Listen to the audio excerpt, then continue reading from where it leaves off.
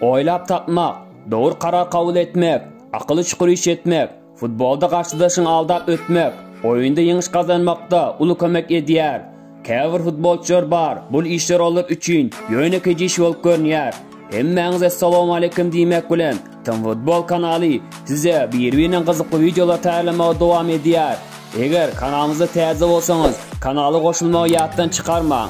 Bugünkü videomuzda tiyatr spektaklının hem kızıklırak hareketleri hem de karşıdaşından has akıllırak kararlar kabul eden oyuncuları görürüz. Topu yoğutmaya korkayan topar ya da oyunu yan başlayan topar arkada koruçlara pas veriyor. Bunun hem hiç kıskanç oyun olmasa gerek. Bu barada Belgrad klubunun yaxşı düzümde oynayan Vuko Batic ören gol bilse gerek.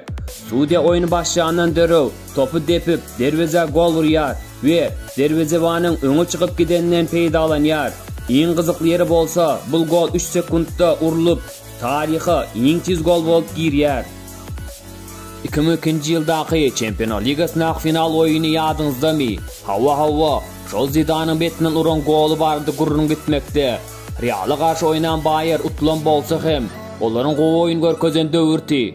Onların acayip oyunları dine Euro Arena'da değildi. Germaniyan çempionatını hem govuti. Kazir Slayter'e karşı oyunda formatipler jerimi topunu niye hilaklı iş edip ulanlıklarını görün ve baha verin.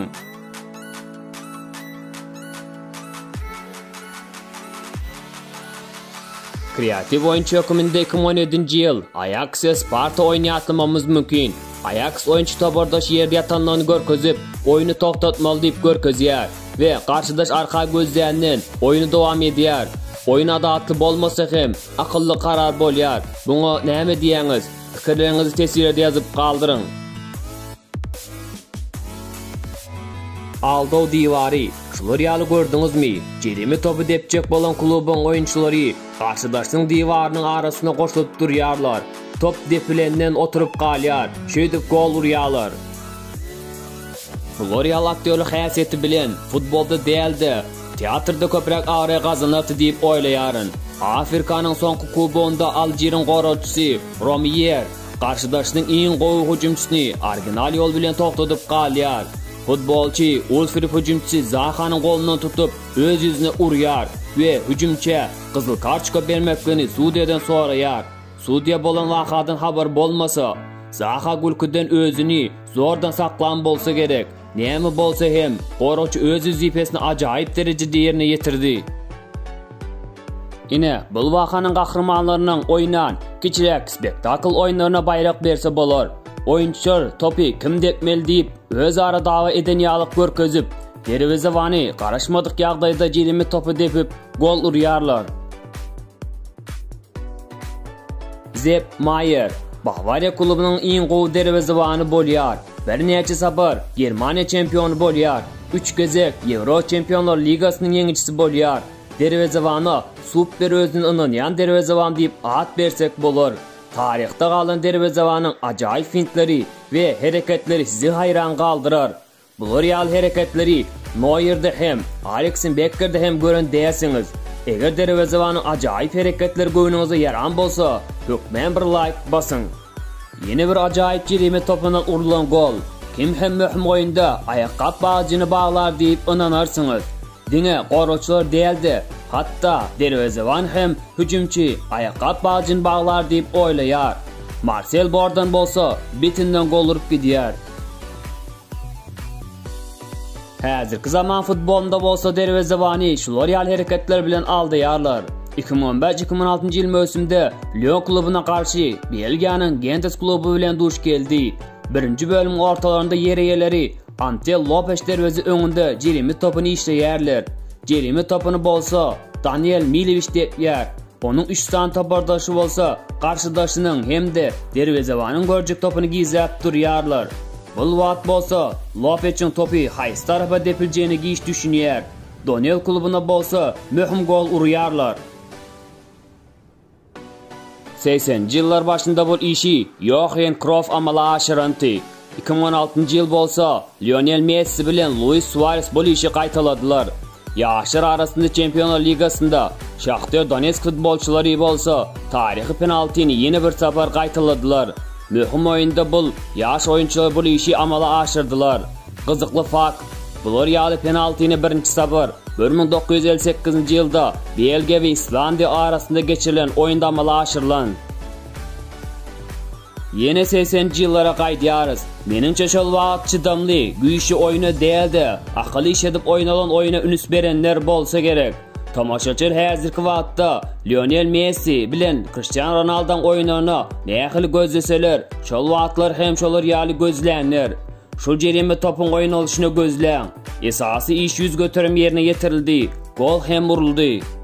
Öz klubun ýeňiş kazanmagyna kömek etmek üçin diňe golly pas bermek hökmen däl. Diňe gol urmak yeterli ekeni. 2015-2016 yıl mövsümde Çempionlar Ligasında 1-4 finalında Benfica ve Bavaria klubları özara duş gelýärler. Elbette favorit Bavaria Münhemti. Şolar ýal bolmagyna garamazdan Lissabonlar goýu garşylyk görkezýärler. İki bir kasapda utulup dursalar, yeňilişden azat bolmany yol açylýar. Şol wagt top olan jerime topuna güwe bolduk. Diwarlar katarında duran Benfica futbolçularından biri divar açıp beren bolsa, yine biri açılan yerden gol urýarlar. Derwezewan özüni açık kaldıranyny gören futbolçu näme etmeli? Doğrudan doğru derweze depmegi gerek. Carlos Sabaton bolsa, owadan edip derweze gol urýar. Şol oyun Peru çempionatynyň Cristal ve Cienciano arasında bolup geçti. Mihmanlar derwezesine uglowy bellendi. Derwezewan bolsa topu jerime çizgiň içine yetirip berler diýip, derwezeden daşlaşyp topun depilmegine garaşýar.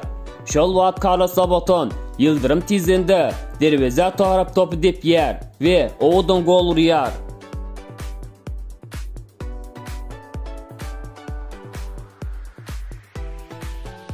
Goroçy ýalňyşyp garşydaşyna ýaqyn edip derwezewana pas berse, derwezewan näme etmeli? Köpçilik adamlar tewekkül etmän, topu out tarapa depmeli diýär.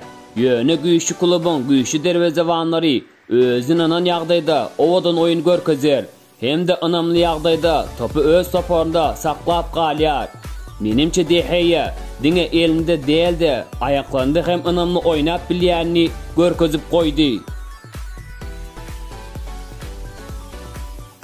Bir soru meni hemişe hayran kaldırýar. Futbol ýulduzlary, başga sportlary, meselen plyaj futboluny görýärlermi? Menimçe hawa. Sebebi Paula Linis edil plyaj futbolundaky ýaly jerime topunu depip gol urýar. Gol örän owadan çykýar. Kadrlı dostlar, indi futbol tarihini öçmez iz kaldıran Ronaldinho'nun fintlari barada sizin pikirlerinizi bilmekçi. Ünüs bilen görün. Meksika çempionatında oynap ýüren wagtlary 3 köç gol urup sarı kartoçka alýar. Gep şunda, karşıdaş derwezewan topu eline alıp depmek üçün topu howa atan wagty Ronaldinho topu alıp goýýar. Sudiýanyň bul karary adalatlymy-ka? Sebebi Ronaldinho derwezewana hiççilik päskelçilik döretmedi. Top zınglan wagty topa değmek mümkin azaplanýar. Pikirlerinizi tesirli ýazyp kaldırın. Ine bul urulan gol futbol sabaklaryny ýere almakla hökmen gerekmi diýärin.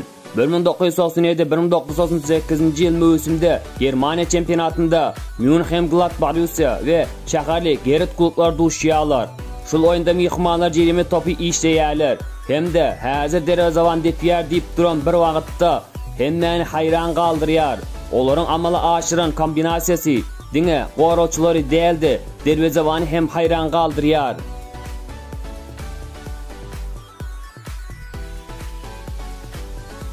Kimdir bu oyunda düzgün bozuldu diýseler, kimden New York Red Bull klubunyň oyununa dogry baha berýär. Ajaýyp uglawaýdan oynanan topa sudia dogry tapan bolsa, diýmek dawa degnen peýda ýok. Bilýäňizmi, men bu ýerde hayran kaldyrýan zat, oyuncu topa bir näçe sabar degeni. Bul diýmek topu özü degip özü bilen oyuna hasaplanýar. Bul bolsa futbol kadalyna dogry gelmeýär. Siz näme diýäňiz? Elbetde pikiriňizi tesirli ýazyp kaldyryň. Şunun bilen videomuzu soňlaýarys. Dostlar, video goýunuňyza yarandyr diýip pikir edýärin. Eger video goýunuňyza yaran bolsa, bir like bilen silolap bilersiňiz.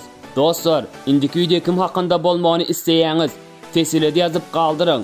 Hökmen o şol videony çykarmagyna hereket ederiz. Hoş, sağ olun. Yeni videoda görüşýänçä.